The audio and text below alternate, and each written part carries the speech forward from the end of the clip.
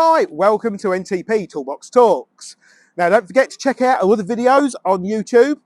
Don't forget to click like and subscribe as well, so as we can let you know when new, interesting, informative and useful videos have been uploaded. Don't forget to check out our Toolbox Talks. All helps for you to improve your skills as a driver. Now today what we're going to have a look at is we're going to have a look at the practical side of a driver walk round check. Now don't forget that walk round checks are very individual as to how you can carry them out. No two people ever seem to do a walk round check exactly the same.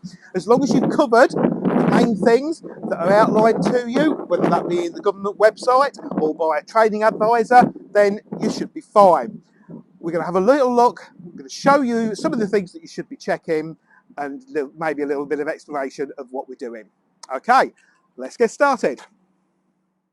As we walk around the vehicle, we're going to check the bottom, the middle and the top of the vehicle for damage, wear and things that are not quite right. As we're walking up to the vehicle, we can have a look underneath for signs of fluid leaks or oil leaks. And whilst I'm at the front, I'm going to quickly check the condition and security of the windscreen wipers, so I know they won't damage the screen when I check their operation and the washers from inside. So, let's go get in the vehicle.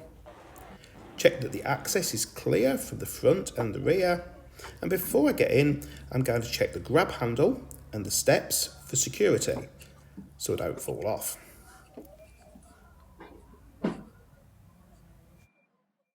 Once inside, turn on the ignition and put your driver card in the tachograph. The walk-round check is classed as other work and must be recorded. Start the engine and turn all the lights on so they can be checked when we get outside the vehicle. Check the dashboard for any warning lights, fuel, AdBlue level and the brake pressure warning. Check the wing mirrors or cameras on this vehicle and the windscreen for damage and anything that could obscure the view. Make sure that there are no loose items in the cab that could cause a problem, like this box, and check the additional mirrors fitted to the vehicle too. Activate the windscreen washers and wipers to make sure they work and clear the screen properly. For each fitted belt, pull out the seat belt, check it isn't damaged, plug it in, see that it securely attaches to the anchor, and it returns when released. Onto the outside. Check the driver's door shuts securely and make sure panels are not loose. Check the tread depth of the tyre, making sure there is no damage or visible cords, and that the side of the tyre has no cuts or tears, and the wheel nuts appear tight. Visible signs of rust could indicate that they aren't. Make sure the spray suppression is fitted, secure and not clogged with debris. This process will need to be repeated for each wheel.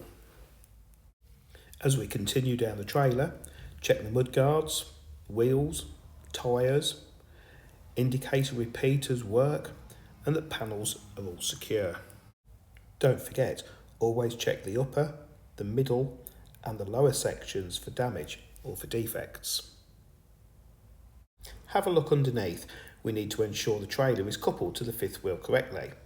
Is the lock in position and the chain in place? Do the nuts and bolts securing the fifth wheel look okay? Loose nuts or bolts will show signs of movement. And is the kingpin locked in? Check the clearance in between the tyres of twin wheel axles. Check the airbags to make sure they're not split or damaged. Make sure the lights on the rear of the tractor unit all work. You may need assistance with the brake lights. Check the side underrun bars, marker lights, rear tyres and wheels. You can see on these the wheel nut indicators. This will help to see if any wheel nuts are loose. To the rear of the trailer, make sure the trailer doors are shut securely and that there's no damage. Check all the lights are working and that the correct registration plate is fitted. Have a look around the edge of the rear. Is the reflective warning strip fitted and in working order?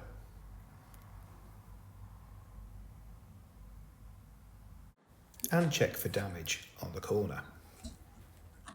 Continue down the side, checking the underrun bar and any marker lights. Check for damage at the top, the middle and the bottom. Check the trailer brake. Are the landing legs up? And is the handle secure?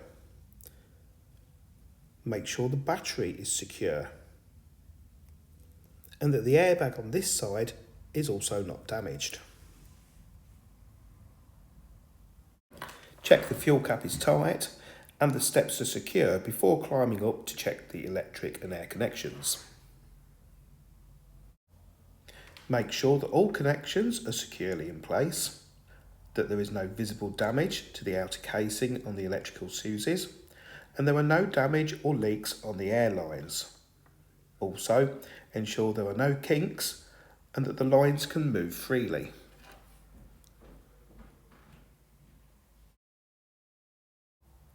Again, still checking the top, middle and lower sections. Check for any loose panels. Make sure that the passenger door securely latches and that there is no damage to the bodywork or to the mirrors on the vehicle. Continue round to the front of the vehicle. Check the security of the front grille. Make sure there is no damage to the front and that all lights and indicators work. We're now back to where we started, and if no defects have been found, we're good to go. Don't forget to fill in your defect report form to show evidence that you have completed your pre-use vehicle check.